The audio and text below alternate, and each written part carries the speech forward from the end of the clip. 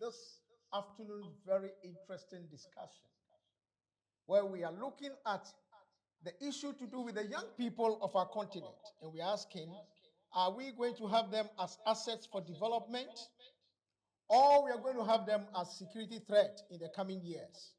That is the discussion that we are going to be having today. And we are privileged to have very distinguished panelists that are accomplished in their own way. Some of them have been in the development space for decades.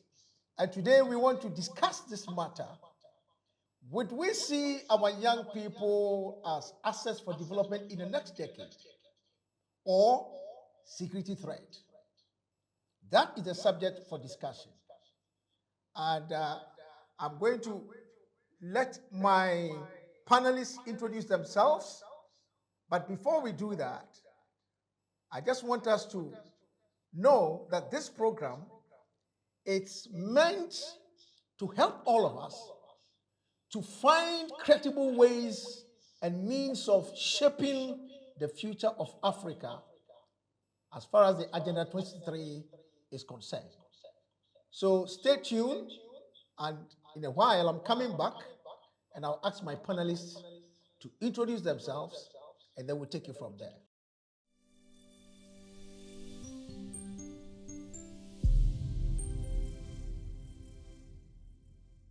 This afternoon, right here on Channel 63 in the Africa Future Leaders Institute of Global Affairs studios, we are privileged, again, like I said, to have this program. And the first on the list to be introduced is my good friend, the UNDP resident representative all the way in Zimbabwe, Dr. Ayodele Odusola. Doc, I hope you can hear me. It's so exciting to have you on this program, and I know we're going to have a good time. We're going to really have a good time.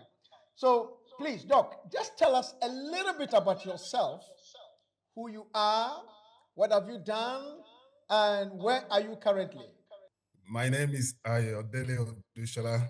I'm the UNDP resident representative for Zimbabwe, and also the previous resident representative for South Africa. I was there between 2019 and 2023 as the resident representative for UNDP South Africa, and also for some time acting as the resident coordinator. I was also the director for African Sustainable Finance Hub, located in Pretoria. But before then, I used to be the chief economist for United Nations Development Program for Africa for about a period of about 10 years. And before then, I was development advisor also for Africa, and also for the United Nations Development Program. But I have done a lot of things in the area of development, particularly when it comes to the issue of youth empowerment and development. But essentially, I used to be a policymaker within the government of my country. And before then, I was a university professor.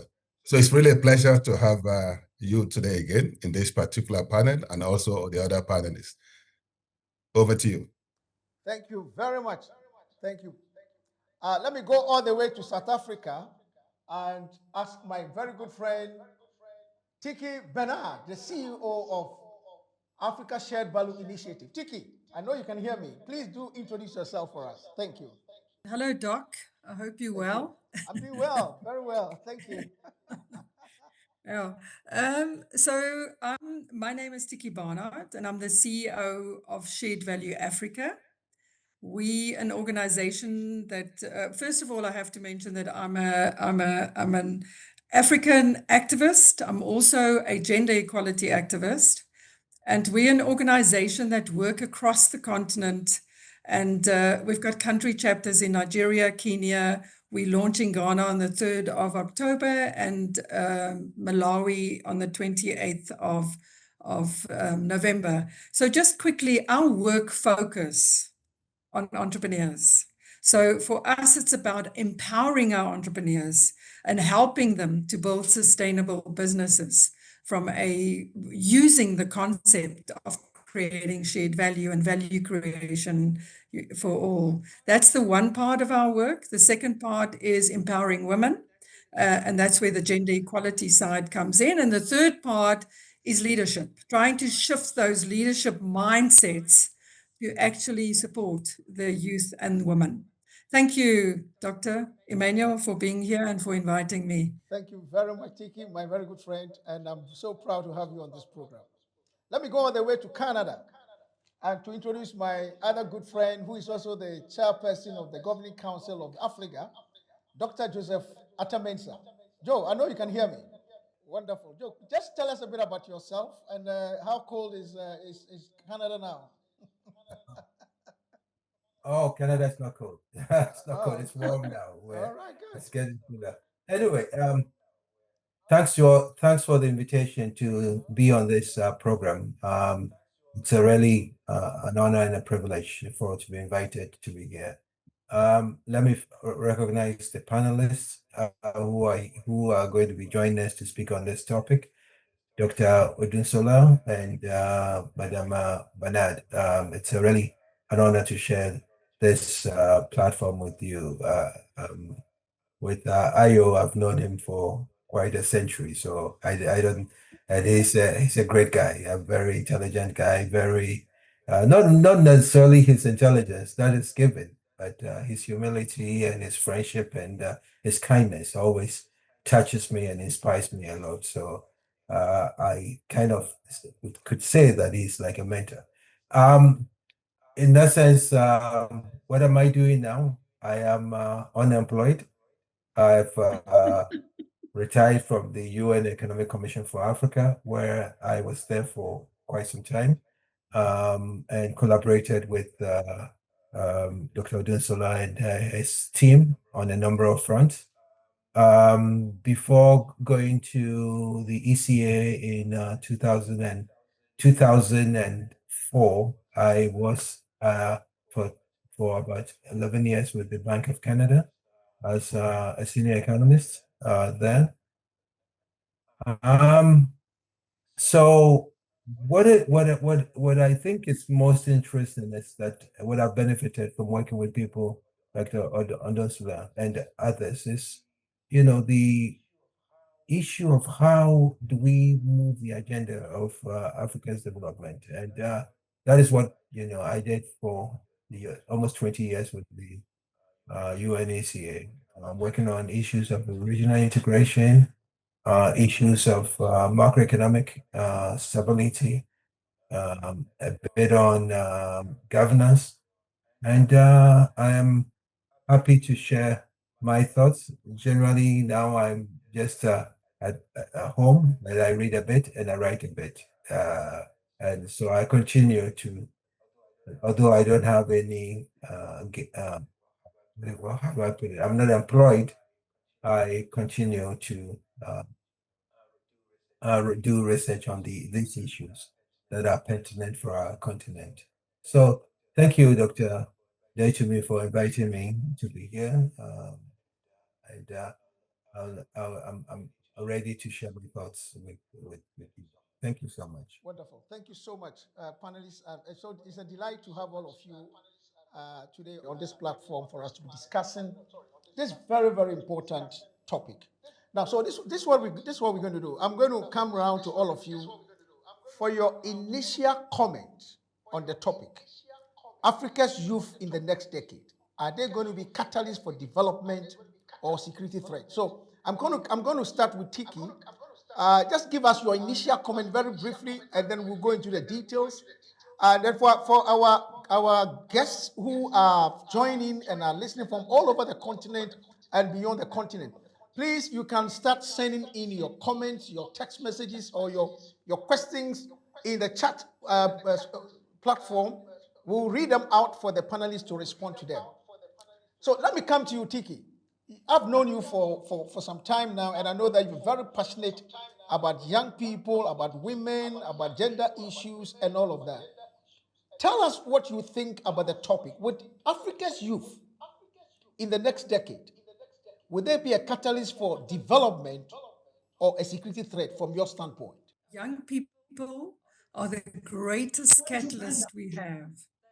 They are already showing resilience in uncertainty, creativity, in scarcity, and leadership in innovation.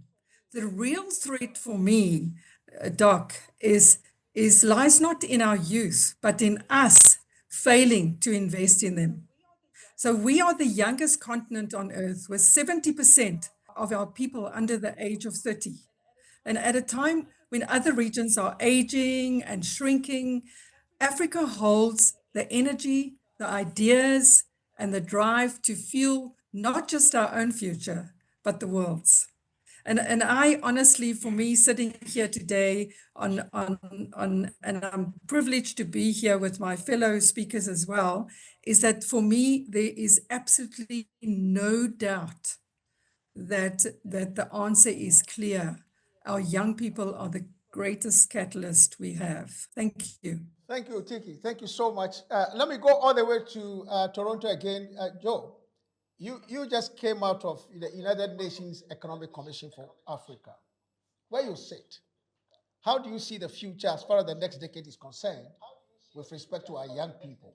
It depends on how governments see the youth. But in my opinion, I think the youth are a tremendous asset to our development. And therefore, it behoves on governments to do whatever it can to harness the power of the youth. And I would say that in 3 areas that I would suggest, or maybe 4 areas that would help. I would say, to begin with, we all know that the youth, Africa is a young continent because it has more youth than the old. And so for us to benefit from this graphic dividends, I would say that we may want to look into our education system again. That perhaps maybe the education system is such that we get titles, but we don't get employment. And so we need to reform our education system in a way that it is students come out and are ready for the job market, because at times there's that mismatch between the skills that are acquired in university and the skills that are needed in the job market. And so I think it's important for us to look into into the education, the reform to match our skills. The second thing that I think I would also suggest is that students, which I think you've been a champion on, Emmanuel, is the question of entrepreneurship to prepare us. And then therefore we are not in a situation where that our minds are saying that we're going to get out of the university and get somebody to employ us. But we should also be in a position that the youth will come out, that they would be themselves, have the ability to create the jobs. And therefore, in that sense, priority must be given to the youth in terms of incentives and all that. That would help for them to have businesses that would flourish. The third thing that I want to put on the table is also the question of governance, the issue of corruption, the issue of, you've got to know somebody in order to get unemployment. Meritocracy should be the order of the day. So I think it's important that we also look into the whole governance structure, because if we do not have a proper governance structure, I don't think the youth will be able to flourish and we can harness its full potential. And the last thing is that whatever we do, it has to be inclusive. We cannot have a situation where we have women and we don't employ them. We have to have a gender inclusive policy that would allow everyone to be part of this system. So in the short, I would say that, we would have to look at the youth as a gift to Africa, or perhaps look at it as a check, a blank check, not a blank check, a check, which is an asset, and we have to harness it. Otherwise, we don't, then this cash, which we have to get out of the youth, might be turned into another way in terms of being a threat to the security of the country. But in my opinion, I think the youth is now. We need to support them now. Let's not say that they are future leaders. If you look at leadership, you can see that when our independence in our continent, it was waged by the youth. The leaders at the time were maybe on an average about 40 years old. But these days, we don't see our youth in parliament. They are not part of the decision-making process. And that is, to me, is unfortunate. Let me end here for now. Thank you. Thank you, Joe. I mean, you've raised a number of, I would say, very provocative things or items that, we'll need to interrogate further. And I like the way you ended. Today, if you look, we keep talking about governance and all of that. Today, the median age of most parliamentarians all over the continent is about 35. So if we are saying governance, and it's the same people who are in charge, why is governance also becoming an issue for us now? But we'll interrogate that later. Let me go to Zimbabwe and engage my good friend, Dr. Ayo. Dr. Ayo, you've been in this space for decades, especially in the development sector. And when I came to your office and we started talking, and your view even about the agriculture and how Africa can transform agriculture to become a major key game changer was fascinating. But tell us, from where you sit, how do you see the future as far as 10 years is concerned, as far as our young people, in this case, we're looking at the young people? Yeah, thank you very much, Dr. Emmanuel. And thanks to my co-panelist, Dr. Joe Attah-Mensah, as well as Mrs. Tiekie Barnard. I think they have really touched on the pertinent things that we need to focus more attention on. As they have rightly said, our youth are our major assets, and they are supposed to be the catalyst of development. I see the lack of development most African countries face today as the inability to explore the potential of our youth. Not only the agility, innovation, but also in terms of the ideas and productiveness that we're losing by not taking adequate care of our youth. Essentially, to me, I see them as critical assets and binding constraints to development in Africa if they are not fully explored. And what I mean, in terms of shaping the future of development in Africa, and how do we ensure we turn table around in terms of making sure our youth becomes the bedrock and the engine of growth and development. One, the first thing we need to do is for us to completely overhaul our educational system. We need to really do away with focus more on certification rather than the skill contents of our educational system.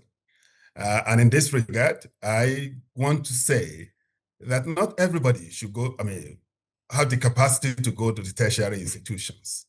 In the 60s, 70s, and early 80s, our vocational training institutions that are supposed to handle those that may not be able to, perhaps because of financial constraints, because of intellectual capability, that are unable to move to higher or tertiary institutions, need to be taught serious traits and skills for them to be on their own. Because what most of our youth believe is the employability issue. But the ability for them to be able to really employ themselves or be self-employed or be entrepreneurs are something we have to probably look into, because our educational system as it is today is generating employability, not the kind of entrepreneurs that we need to shape the future of development in Africa. And also, we need to ensure that for most of our undergraduates in the polytechnic and universities, they must be exposed to what entrepreneurship is, everybody, so that when you graduate, you don't look for a job. You start as employing yourself and then become employers of labor. And I think that's the first thing which we need to focus more attention on. The second one relates for the government to ensure that we have youth-sensitive policies. You cannot be talking about any development policy across any sector, whether in the area of agriculture, in the area of industry, in the area of mining, in the area of banking and finance, and a lot of other things, without making sure that we leverage the capacity of the youth. We involve them in terms of what do they really need? How do they drive development? And also, we ensure that the core of it, as rightly said by the previous speakers, we need to make sure they are the core of our policymaking process. And also, I think all African countries must be thinking about the future of work, the kind of skills of tomorrow that we need to shape the world. And we have seen that this is not limited to advanced countries, because if you look at the unicorns, those startups that have an asset of over $1 billion today, most of them are headed by youth. And this is a matter of opportunity. So what we need to do is, can we ensure that all our youth are exposed to what they call the skill of the future? I see no reason from secondary schools up to universities why we shouldn't be exposing our students to the artificial intelligence, the issue of data science, the issue relating to what they call robotics, blockchain technology, and the like, Internet of Things. These are the kind of program skill that is required for us to shape the world.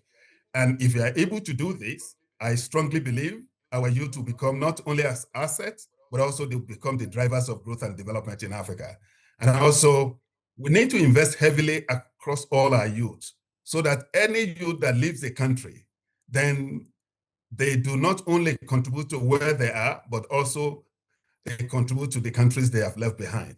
So in terms of being an asset, not only to Africa, but to the entire world. So that's the way I say it. We strongly need something to really change the kind of skill we expose our youth to, and how we invest in them to become asset rather than to become a security threat.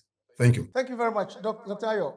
I mean, all of you have raised very interesting subject matters that I think that we need to look.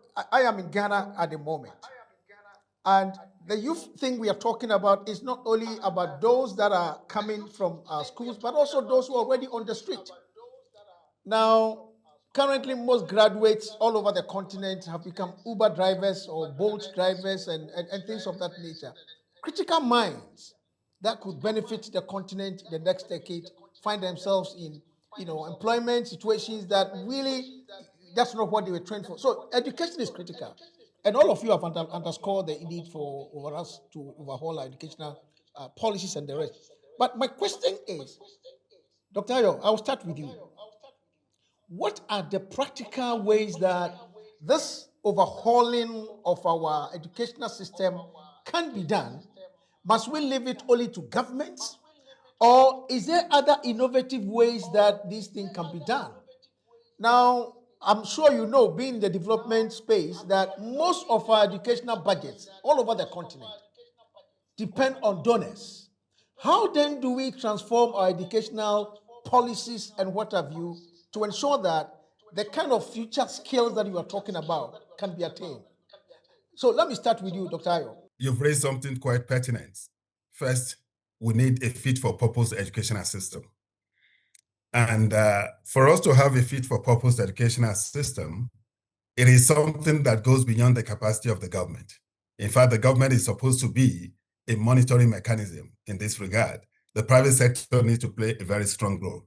First, what we teach in school must be driven by national, continental, and global needs. We do not just teach anything based on theoretical exposition of our universities or tertiary institutions. What are we graduating students for? Is it the ability to deal with issues that confront our countries in terms of technology, in terms of transformation of the various sectors we are thinking about? That's the first thing. The second thing is the need for us to ensure that there is strong partnership between our academic institution and the industry, particularly the private sector, where we ensure that now students are expected to go through what we call a kind of mentorship program like internship in private sector, in companies, and even in several organizations, where they get used to what it takes to be in a non-academic environment. And that's one thing which I think it's really very important. So strategic partnership with between the academic institutions and the industry, so that They know exactly what it takes. What would they be teaching the students in schools? They must teach them what the labor market reality is demanding. That's the second one.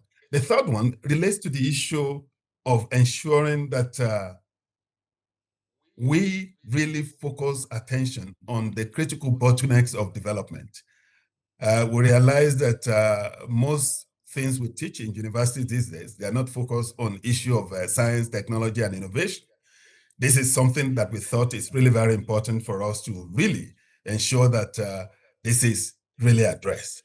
Now, there are a number of misgivings and myths relating to the issue of youth capacitation. We need to capacitate our youth, and the way we want to capacitate them must not be treated as homogeneous. There are some youth, if you look at our youth, there are about 3 different categories. Just about 10% of them can become entrepreneurs. And if you train everybody to be entrepreneurs, we are wasting on almost about 90% of assets. We were able to really identify those that can become entrepreneurs and expose them to nitty-gritty, because what they need is the access to opportunities. There are about 40 to 45% that really want to really employ themselves. And in this regard, we need to give them what we call the technical and the soft skill to be able to do this. So this is where the issue of vocational training becomes very important, because not everybody can become entrepreneur. Now, the third category of our youth are those that say, oh, yes, I don't want to become entrepreneur and I don't want to really employ myself, but I just need employability skills. What do I need in the labor market for me to be able to do this? And these are the people we need to send in terms of mentorship, internship, even volunteer mechanism we need to introduce in Africa, where people just get to know what it takes in terms of labor market reality. We need to expose them. That's the practical reality we need to do. And this is one of the reasons why we say, hey, we need to really ensure that we continue to capacitate our youth to be able to stand on their own so that they become employers of labor rather than become an employee or looking for a job where there's no job. Now, the idea of making sure that our youth are really focusing on being employed by government is gone. And for us to really make sure that even when we overhaul our educational system, but if there is no growth in the society, we're just going back to square one. So our governments need to really ensure that the ease of doing business becomes very critical so that it accelerates the growth of the private sector. And it can support what we call support system for startups in terms of access to information, access to finance, access to market, and access to what it calls skills in terms of financial and digital literacy. These are things which I consider to be very important in making sure we put pragmatism into capacitating our youth so that we turn them from being a security threat to asset and catalyst to growth and development in Africa. Thank you, Dr. Ayo. You've raised some very interesting issues to do with the private sector and jobs and internships, entrepreneurship, and all of that. Now, Tiekie, you are a practitioner. I've known you to be in the private, space for some time, and you even have programs that promote, purpose-driven profit and all of that. Now, here you have, I don't know the statistics at the moment. I haven't looked at it, but I know that at least across the continent, millions of graduates come out every year. And yet, if you juxtapose that with the number of jobs that are created, it doesn't match. Even by the private sector, it doesn't match.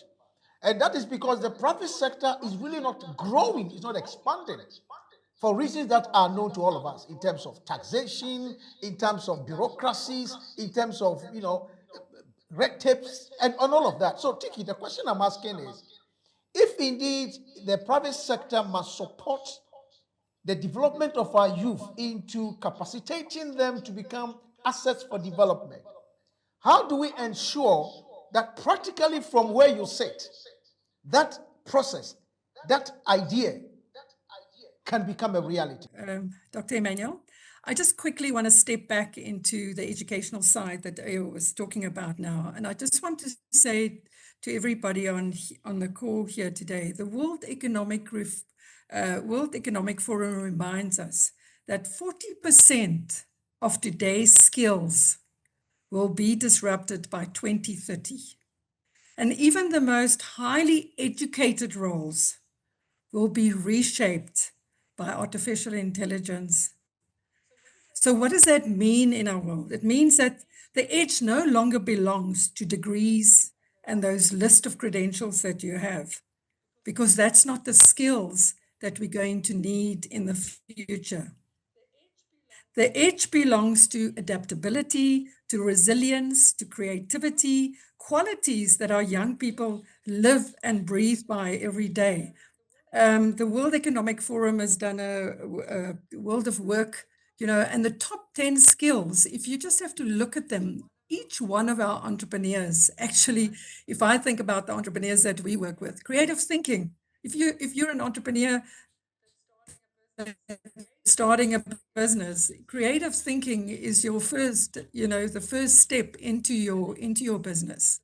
And then the resilience, the flexibility, and the agility is also a skill that we're looking for. And I have to so much agree with what Yayo was saying about vocational training and stepping into the private sector, Dr. Emmanuel. If you think about, and we've had discussions with private sector organizations, vocational training is something that we need to get right on the Africa continent, because the industries are looking for people that can come out of their training program and walk straight into a job, because we're never going to actually, get the almost want to say the economy's right, because there isn't enough jobs for our young people. So what we have to do, as I believe, as the older generation, we've got to support the young ones. And we've got to ensure that we don't always, because I know I'm a parent myself, we always want our kids to go and study for a degree, go and do your master's, go and do this. It is not going to be needed in the future anymore. And also vocational training, a university degree does not guarantee you a job. It doesn't guarantee it on the Africa continent. It doesn't guarantee it globally. So what the private sector is looking for is they looking, and as was said by the previous speaker, is that we're looking for youth that we can employ that is ready for work. And how do they become ready for work? Through vocational training. Thank you. All right. Thank you, Tiekie, for that submission. Very important. So, Joe, let me come to you. You have, as I mentioned earlier, you've been at UNECA pretty much good part of your life, and you've seen all these things. Let's talk about the issue of, and I wanted to stay on the educational front again, because I haven't heard any of you address that issue. The issue of funding of education on the continent. Now, I don't want to go into the statistics, but you realize that now a lot of the educational policies all across the continent is changing. And so my question is, how do we get things right as far as funding of education on the continent, which is the pivot around which all these issues that we are discussing is concerned? And my question is it time for government to start talking to the private sector and kind of lure them either by way of flexible taxation policies and what have you, for the private sector to become a partner in funding education in Africa? What's your thought on that? My view has always been with the private sector is that we always think, or they think, that they have to be consulted. I think it should be the other way around, right? Because the private sector are the beneficiary. What the government has to do is to set up a process or give it a level of playing field that is objective, in the sense of coming up with policies and all that. Look, Emmanuel, when we were growing up in Ghana, we used to have something called vacation employment, if you do remember. I do. When you have the long vacation, which is 3 months at home, you get attached to a company where you get first-hand learning experience. If you want to be a car mechanic, You can go to Swami in Kumasi, where you become an apprentice, right? Now, I know that these are indigenous ways of trying to solve the problem for the youth. And so I think we should encourage more of the kind of what we say apprentice or something, apprenticeships and all those things, as which I think I was trying to allude to in terms of internships and all that. So that has to come. Now, to your question about whether the funding of education, unfortunately, I think we should be realistic to know that the governments have very tight fiscal space now because of mismanagement in the past. So we have a lot of ballooning debt that we still carry. And as you know, for where you sit in Ghana, Ghana is under an IMF program because of this huge colossal debt. So I think in terms of we have to be realistic and realize that government is constrained in terms of financing education. So we have to become more creative. Is there a way that the universities, I know when you're going to the tertiary education and you're going to private education, it has to be a pathway. I know that now Ghana government is paying the first year education for at universities. It doesn't. I don't know whether it includes boarding and all that. But I think we have to revisit that question. Perhaps maybe if people are entrepreneurial enough, like programs like what you are doing in terms of leadership training, where students, you charge a little bit just to cover your costs. Private sector could begin to look into that process of, educating people in a practical way that prepares them for the job market.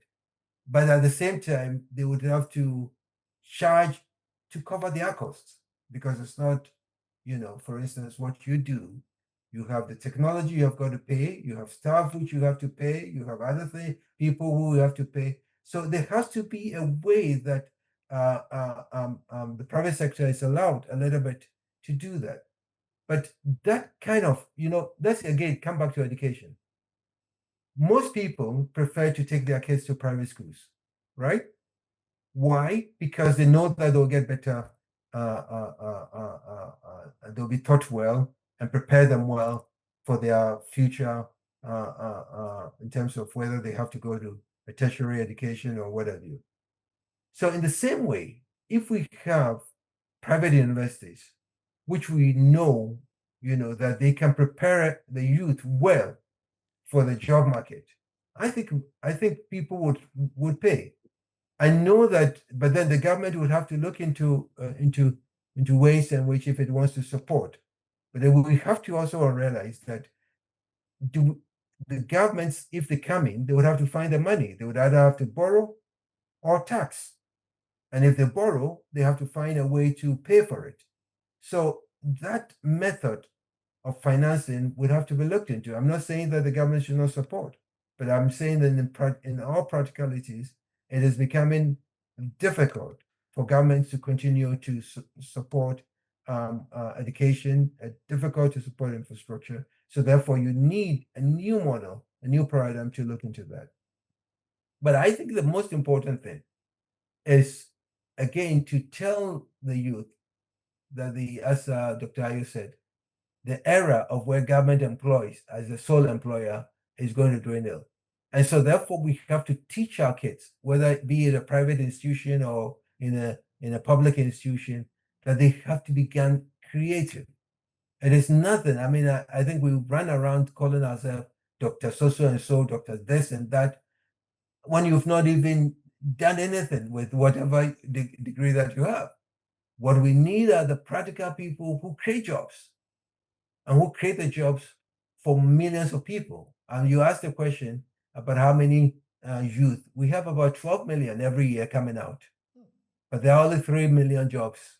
So 9 million people don't get jobs, and that's why they go into the gig economy, like doing Uber and all that. But there's nothing wrong with that. I mean, it's still okay if that supports their income. But we need to begin to look into entrepreneurship as part of our studies. I mean, you get MBAs coming out, but they don't know anything about entrepreneurship, right?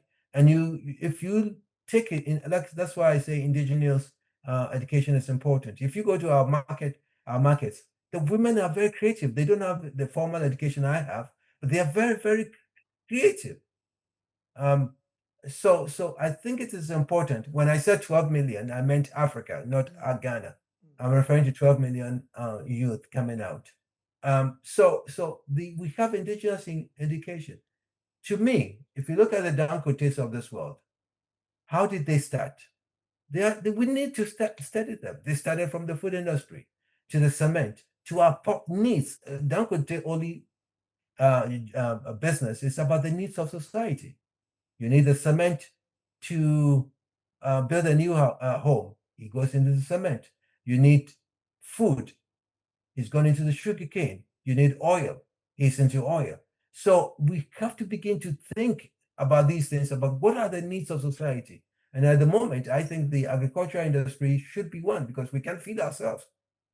We cannot feed ourselves. So let's look at that and say, young people, look at farming as a business. It's not only for the old people to, and it's become more creative.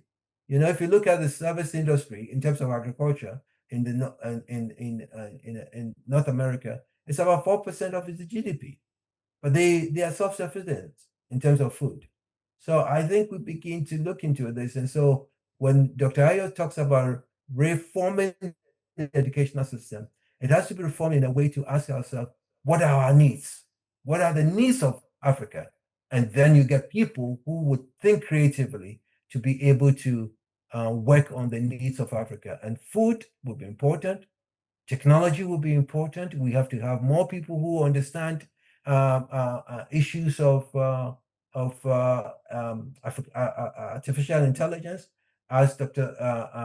Tiekie said, these days it's not about the degree that you have. You can ask GDP, can go to ChatGPT and ask the questions that you have to have, and you'll be automatically be smarter than me. So this requires a lot of creativity, but I think we can only succeed, and we can only succeed if we look into governance, because the young people now say, I want to go into politics because that's where I can get money. That, I think, is sad if we think that way. We go into politics because you have something burning that you want to advance society. You don't go into politics to make money. It shouldn't be the case. Let me stop here. Yeah, no, John, you're not going to stop there. I mean, you've raised a very important issue because the question I think we should be asking ourselves, why are the young people saying they want to go into politics? And because that's where they will get the money. What have they seen? You are a young guy in the village, right? Mm-hmm. Right? And you know this Mr. X or Madam Y, Right. who you all know that you are struggling, right? Mm-hmm. He's able to go into politics, and overnight he has 3 homes. He has a number of cars. Right. And there's no accountability. There's no transparency. You all know how much this person should be making in parliament. Where is he finding the money from? So until we address the issue of corruption, right? Mm-hmm. And these days, people have become very clever in terms of corruption. Mm-hmm. Until you address that, I mean, it becomes lucrative, right? Because they see that you are struggling, and you see Mr. X, who is now become the darling of the community because he's in politics and he has money, right, and everybody goes to him for school fees. So we have to let people know, and I think the government should begin, publishing the income that they are paid, and people should understand the mindset. You go in to business, you go into politics because you believe that you have a passion, you need the community, needs something, and you want to be the one who to lead. You shouldn't be going there just because of course you should be paid for what you do, and be paid so that you are not tempted to become corrupt. But the idea that young people feel that they would have to go and borrow large sums of money to be able to bribe their way into getting nominations for their party, and through that they'll go into politics and make money, I think that is a bit sad, but that is what it is, because electioneering in Africa is not cheap. It's a lot of money that you have to invest, because you have to, instead of selling ideas, you have to bribe people to vote for you. It's an honest discussion that I'm saying. I mean, I think we have to talk about that, because if you see politicians who overnight are wealthy, I think you've got to ask the question, where is that income coming from? All right. And so it becomes obviously a signaling that is the most creative place I should go to the young. So Joe, what you are talking about here takes us into culture, the political culture we have on the continent. But let's pause there because I want to go to Dr. Ayo. Dr. Ayo, there's something you have done in South Africa that's of interest to me. You were able to, use your program to empower thousands of young people in South Africa, and for them to go into entrepreneurship. Now, I think it will be of interest for our listeners, our panelists, our audience to know exactly what you did. So maybe in about, I don't know whether you can summarize it in about 5 or 6 minutes or so. I want you to do that so that other, government officials, there are people from embassies who are on this platform now in Ghana here that have joined to listen to this program. So if you can share what you did in South Africa, I don't know whether your policies allow you to share, it will be of interest because I have read about it and I was very fascinated. Then number 2, Dr. Ayo, Dr. Attah-Mensah mentioned the agriculture. Now, you have also done a lot of publication on how do we transform agriculture to become a major, not just earner, but a job creation. If you can also share a bit about that for us, that would be appreciated. Dr. Emmanuel, and I think both Dr. Joe and Mrs. Tiekie Barnard have touched a number of areas in terms of the practicality of, making sure we empower our youth. And for instance, the example you mentioned in South Africa, which we started with Youth Action, what they call Entrepreneurship Action Hub. This is a situation where we have a kind of 4-in-1 initiative where we mobilized youth to really come for an intensive 6 months training, and we in different areas of interest. But the main idea is for us to really introduce them to entrepreneurship skills. And in the process of the six months, once you finish your 6 months, it is mandatory for you to go for an internship for about 1 month or so in a company. And there, the idea is for us to really not expose you to the issue of entrepreneurship skill, because when I got to South Africa, then we then realized that many of our small and medium enterprises, about 75% of them die before their 50-year anniversary. And we then realized that the main challenge is that the fundamental of entrepreneurship is lacking in what most of them do. So what we did was to expose them to that 6 months intensive training on entrepreneurship, and again, another 1 month of internship. And at the end of the entire process, what we want is we were able to make sure you get the fundamentals of entrepreneurship. And second, we want you to really learn what it takes in the business world to run a business. So that's the kind of mentorship we did in terms of internship with them. And also, we give you some kind of projects that, okay, if you are to kick off this, what is the basic financial resources that are required to do this? Not knowing eventually at the end of the program, that's exactly the kind of what they are going to be given to kick off the process. So what we did is that in that period, we are able to identify each of them in terms of the market and connect them, because we connect them to local market and some of them to even international market. To the extent that after the expiration of that particular first cohort, we realized almost about 5 of them won global awards. So this is something we did. And also we partner with some of the what they call entrepreneurship platforms in South Africa to be able to, some of them, once we train them, after the training, they are linked into the labor market. So these are the kind of things, this is what provided opportunity for us to be able to touch thousands of them. And also for the renewable energy technology technicians that we train in Saratech in Cape Town. The idea is for us to really, again, we mobilize like that. They were subjected to about another 6 months of intensive training and also 3 months of internship, to the extent that the first 2 batches we train, not before all of them got employed before the training ended. And these are the kind of things we do in terms of knowing the practicality of work and how it is done. So these are the practical things which we put in place. And I'll also identify those people that are within the labor market that will be able to connect them to the available jobs. So these are things which we've been doing. And the beauty of it is for us to ensure that this is done on continuous basis, because once you leave a vacuum, it becomes something difficult to fill.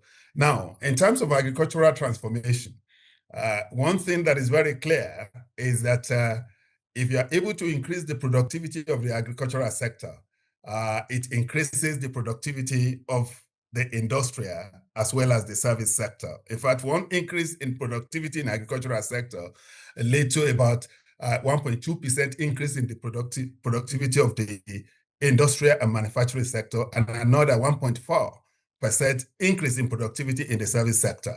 So that is the kind of thing in terms of transformation. But you cannot, in Africa, we have been doing agricultural expansion of land rather than what you call expansion of productivity. And that's why we have not been able to meet the average productivity level of Latin America, Asia, and Eastern Europe. So this is where we think we need to really do a lot of things in terms of how do we ensure we modernize agriculture in Africa. Countries like Ethiopia, countries like Morocco, they've done quite well when it comes to the issue of agricultural transformation. Now, what we need to do is that it has to be modernized. No youth will want to go into agriculture with hoes and cutlasses. We have to make sure that precision agriculture is what we are focusing attention on, and we are able to provide the kind of resources, capital that is needed to really drive them, to motivate them to go into this. Now, one thing that is really very important in this approach, agriculture should not be seen as a way of life, but as an entrepreneurship initiative, as a business. So that's the way it should be. And in this regard, we need a lot of things in terms of modernization, in terms of access to input, access to market, access to technology that is required to drive the process, because many African countries have created what they call agricultural corridor, agricultural growth pole. We need to do this because with this, we have a kind of agglomeration of inputs, agglomeration of market, and agglomeration of some of the agri extension services that are needed to really support this youth to really move in the right direction. So we need to do this because for Ayo to have 1 hectare here, for Mrs. Barnard to have 2 hectares there, and for Dr. Joe to have 1 hectare there, that's not the kind of agricultural transformation we're talking about. If you go to Latin America, if you go to Asia, we're talking about a situation where they have almost about 1,000 hectares of land and partitioned to what they call youth, probably 2 to 5 hectares on the basis of their capacity. In that place, the agricultural inputs are there in terms of tractors, in terms of fertilizer that are fully subsidized, that can help them to move in the right direction, because they need to be capacitated to be able to deliver this. And once this is done, what I know in Africa is that we focus too much attention on what they call on-the-farm productivity. Nobody is talking about post-harvest management. And post-harvest management is where we're having almost about 40% of our products getting bad before it gets to the market. We need to invest heavily into that. And when we talk about agricultural corridors like this, and we're able to have post-harvest management across these corridors, it becomes an opportunity for us. The first thing is for us to save this 40% of agricultural produce being damaged before it gets to the market. That 40% is enough to transform a lot of non-farm agricultural orientation. And the other thing that relates to agricultural transformation, if you have enhanced agricultural productivity without adding values to agricultural inputs, both at what they call the upstream and downstream engagement, which we have calculated to be almost about $3.7 trillion if we effectively utilize it. That is one of the areas we think we need to add a lot of value to in terms of making sure we do not continue to export primary commodities in Africa. Because the more we export primary commodities, We continue to export our jobs to where the values are being added. We export our wealth creation to where the value are being added. And we export our fiscal space for where those values are being added, because that's where the revenue and taxes will be paid before it comes back to us in terms of finished product. So I strongly believe we need to really do this, and we cannot do it without really making sure that we provide the kind of enabling environment for them to be fully engaged in that. And the need for us, again, technology becomes a critical issue in agricultural transformation. And that's why we're talking about precision agriculture, where it helps to really do. And I want to give you one of the examples here that we are doing in Zimbabwe. The traditional grains they have here in Zimbabwe is being destroyed by what they call quail bots. Once they destroy almost about 40% of it. What we did was to partner with some small-scale enterprises in terms of developing what they call a drone technology that drives away these birds, and then even, congregate them and make sure they are harvested in environmental friendly manner. This is the kind of thing. These are the birds that are destroying our rice and millets in West Africa. Then we have developed a kind of drone technology that helps to drive them away and then make sure they do not become a major threat to our agricultural productivity. So this is just a snippet because I know the time is a major constraint. Over to you, Doc. Thank you very much, Doc. All too soon, our 1 hour is exhausted, very unfortunately. But I think I can promise our audience and that we're going to this fireside dialogue happens every month. And so you can make sure you can block your date. The dates are always announced earlier. And so rest assured that we're going to revisit this subject matter, next month. But Tiekie, I'm coming back to you. And I want you to, address, I want to pick your mind on this issue of Dr. Ayo talking about inputs, agricultural machines and all of that. Dr. Attah-Mensah also talked about reducing corruption. And you see the two are interlinked. Because on our continent, when these things are facilitated by government, most often than not, the equipment ends up in the hands of party favorites. So the question I'm asking, Tiekie, and with your experience, how can we address this particular matter to ensure that the youth are indeed, made interested in agriculture and truly supported so that they can benefit from the after protocol on women and trade, after protocol on women and youth in trade policy. What are your thoughts on that, Tiekie, briefly? Ayo was saying that I think that when we look at the youth, Emmanuel, when we look at the youth, there's an enormous amount of energy there, and that enabling environment that we're talking about is not there for our youth. It definitely isn't there. So for me, the challenge is to take the energy that our youth have and change it into opportunity, because we have to provide the opportunities in that enabling environment so that and not let it be kept. We don't want our youth to be captured by despair. So for me, when I think about when we talk about the youth and how can we actually make it happen for them, I think us here and I'm talking about myself because I think I'm the oldest one here, but the older generation, we are the ones actually more so than anybody else. And I just want to put my camera off because I think it's a bit slow. I think that we more so than anybody else have to have a mind shift, Emmanuel, where we actually believe in the capabilities of our youth, because our youth on the Africa continent is streets ahead of any of the other youth on the other continents. Because if you look at technology, and I know I'm going back to the technology that we were talking about. If you look at technology and you look at what Africa has achieved, what our youth have achieved on the Africa continent from a technology perspective, and what has come out of this continent, I think that what we need to do is government needs to create that enabling environment. And I think we spoke about policies. We got to get the policies right from a youth perspective and from an entrepreneurship perspective. We need to get the education right from that perspective, because we are not going to, we've got to We've got to get those vocational training and TVET colleges right. We really, really have to, because if the youth can go to a TVET college and after a period of time can step into a work environment, that's what we need on the Africa continent. We don't want people to go to university for 3 years or 6 years and come out of university and cannot walk into a work environment. The solution for the Africa continent is vocational training, because that will help us on the employment challenges that we have. And I think also when you look, from the agricultural sector, there has been so much technology being created from an agricultural perspective as well, to try and help our young ones, because yes, rightfully that Dr. Joseph was saying is the young people don't want to go and farm.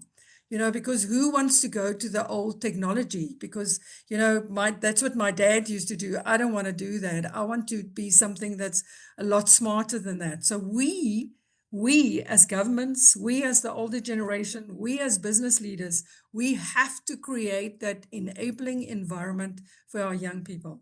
And with technology and the technology advancement that we've made here on the Africa continent, I know in my heart, I actually know that we can get Africa to rise to where we can create the Africa we want. But our youth need the support. Thank you. Thank you, Tiekie. All too soon, our time is up, unfortunately. So what I'm going to, you realize we didn't talk about migration and brain drain. We didn't talk about technology. We didn't even talk about gender and inclusion. We didn't talk about a number of things. But, we just want to restrict ourselves to the 1 hour period that we have given to ourselves and we've announced to the entire public. So I'm going to ask all of you to, give your concluding remarks, but I'm going to restrict you in terms of your concluding remarks. So I'll start with you, Joe. Now, Joe, if you were to project your mind into the next decade, what kind of bold steps in terms of policies would you want Africa to take now to ensure that its youth are remembered as catalysts for development rather than security threats? And that question will go for all three of you. So, Joe, you can shoot first. The audience for the time to listen to us. My view is that I think it requires, since we don't have enough time and we couldn't get into everything, I would summarize by saying that we need a very bold vision and a bold shift. We need to transform our education to be fit for purpose, to be able to walk out of education institution and be able to be employable. That means we should train our people to become entrepreneurs.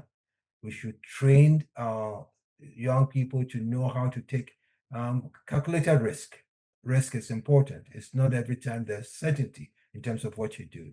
We should train our youth to understand that they have to find means or ways to address the needs of the society, and it's where the profits are. So agriculture, but not everybody. But we need to invest in science and technology. The STEM is important, which is science, technology, engineering, and mathematics. And this should be inclusive for women.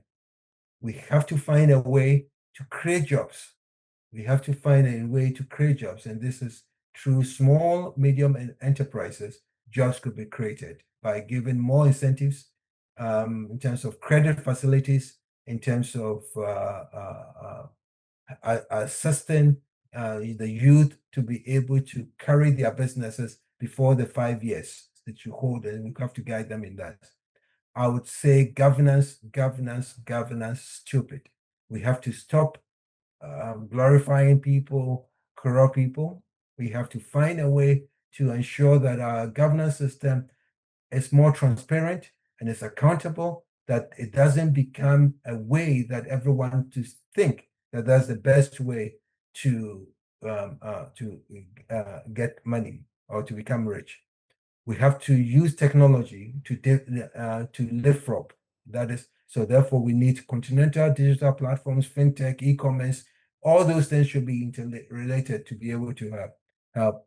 And I think we need to have targets for our youth. I would suggest that we have to have constitutional reforms that gives quotas to the youth to be part of our parliament.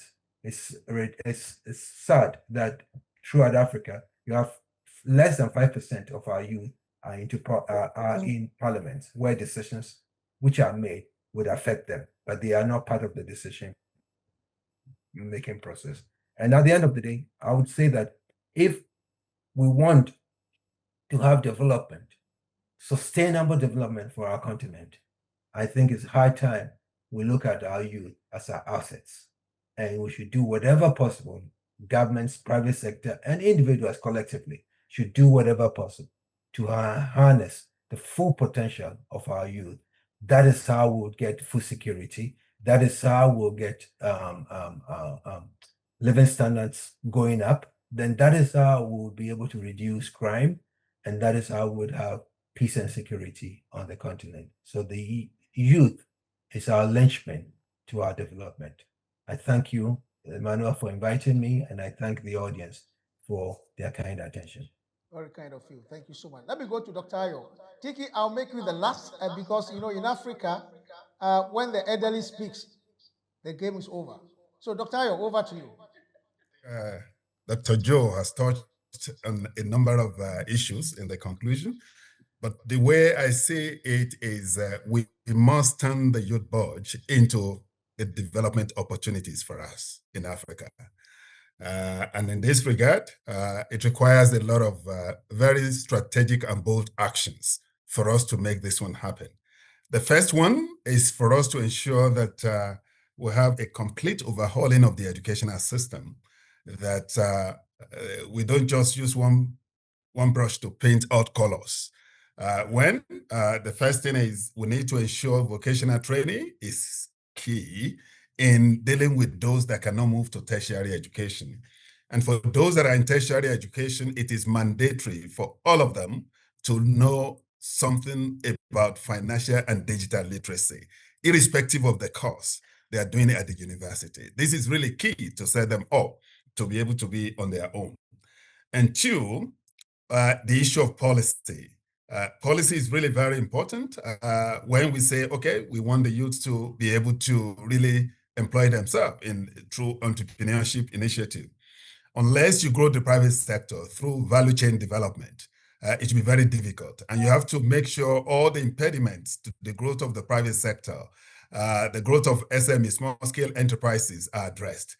Not only in terms of licensing, registration, access to market, access to finance, and also access to platforms that help them to really be able to operate. We must facilitate ease of doing business for both small and even large companies to be able to absorb our youth in productive engagement. And also we need to, as a matter of policy, each African country must leverage how can we integrate into our regional and continental trade system. The African Continental Free Trade Area has provided an opportunity for us to really leverage for transformation. And we must, like we did here, last year, we trained about 750 small-scale enterprises to be able to access African Continental Free Trade Area from Zimbabwe. And I think if you do it across all countries, a large number, is going to create a very solid opportunity for that. Now, the other thing is the youth empowerment itself. As has rightly mentioned, we want to be sure that our youth do not just leave school without having the skill they can display in the labor market. One, the issue of internship, we need to really continue to expand the framework of internship program in all African countries. We need to introduce volunteerism so that people can work for free to gain knowledge and experience. And also, I know Dr. Joe, Dr. Emmanuel, and even myself, we went through the National Youth Service schemes in our own time. If you compare the National Youth Service schemes that we benefited in the 80s or late 70s, you realize it's completely different from this. You are subjected to 1 to 2 years of National Youth Service Corps that gives you the kind of experience to stand in the labor market as a youth, not only in terms of employability, but also in terms of working experience. I think this is really very important. We need to rejuvenate the National Youth Service schemes across all African countries so that there is an a kind of gap filling framework for 1 to 2 years. You graduate from university, you don't go into labor market straight, you go straight into the training through this national service scheme. This empowers our youth to be able to stand on their own. This is really very important.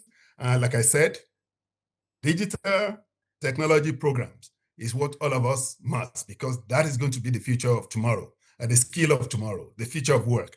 We must ensure all our youth, they have the knowledge of this.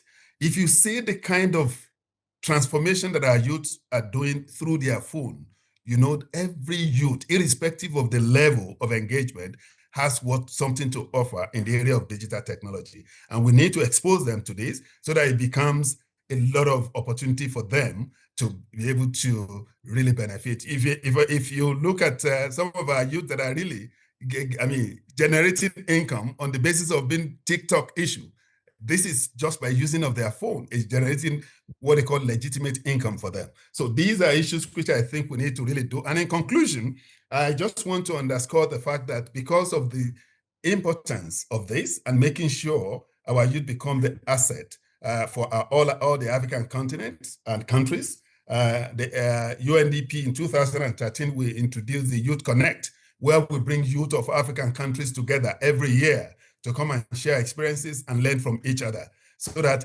they themselves, solve problems they've been facing through what they call the platform, engaging their peers across all of that country. That's the first thing.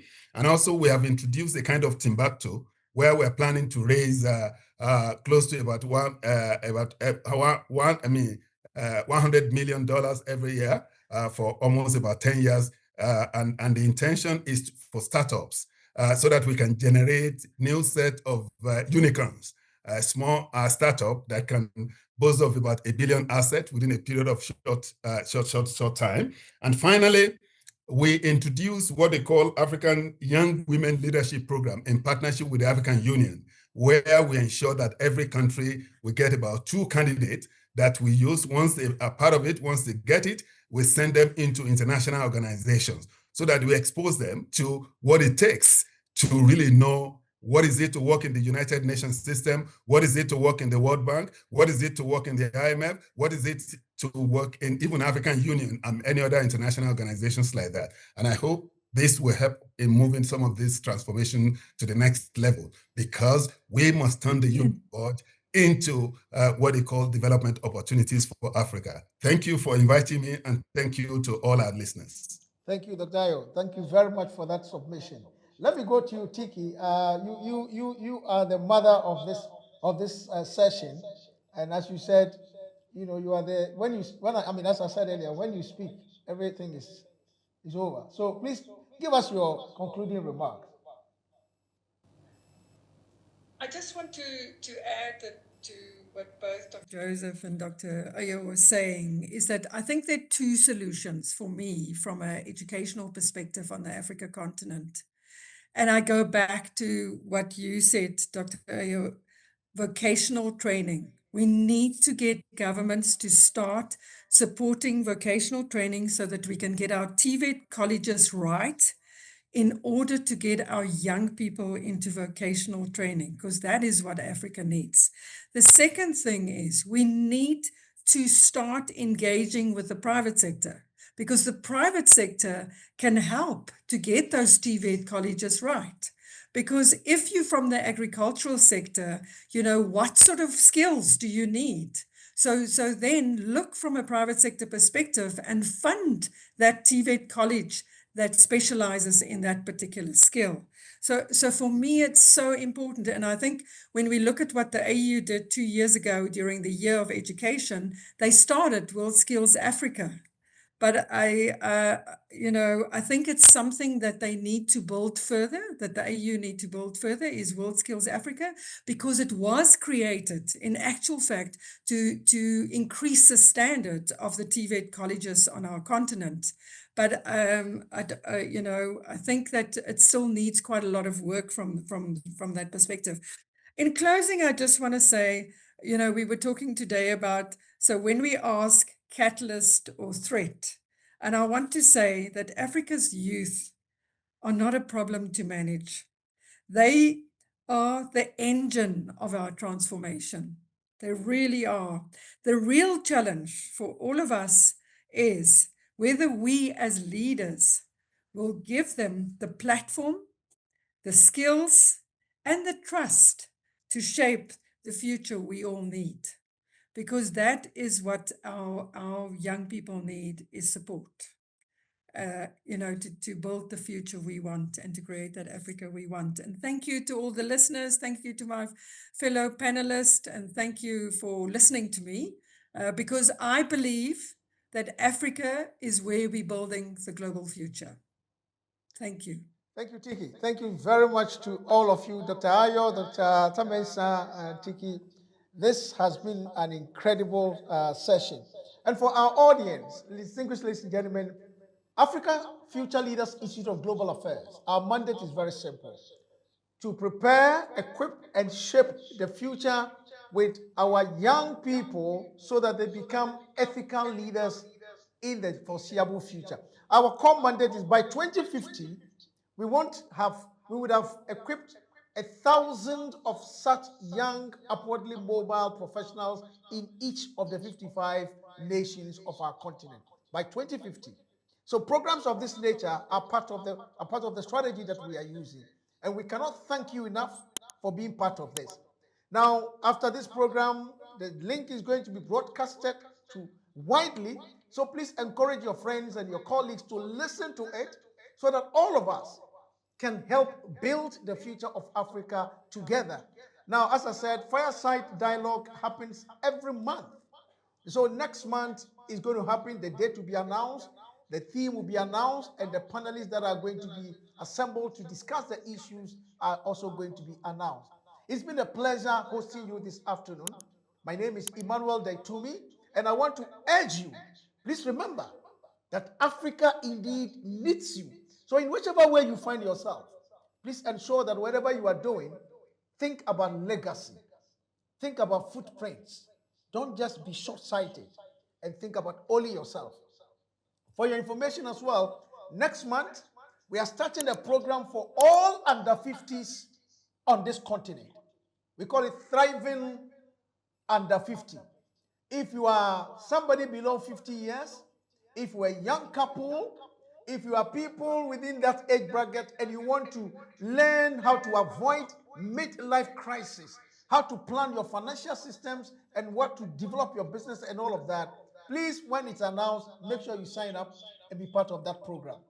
Otherwise, I will say that on behalf of my team, on behalf of the Governing Council and the Management Council of Africa Future Leaders Institute of Global Affairs Africa, it's been an awesome pleasure hosting you.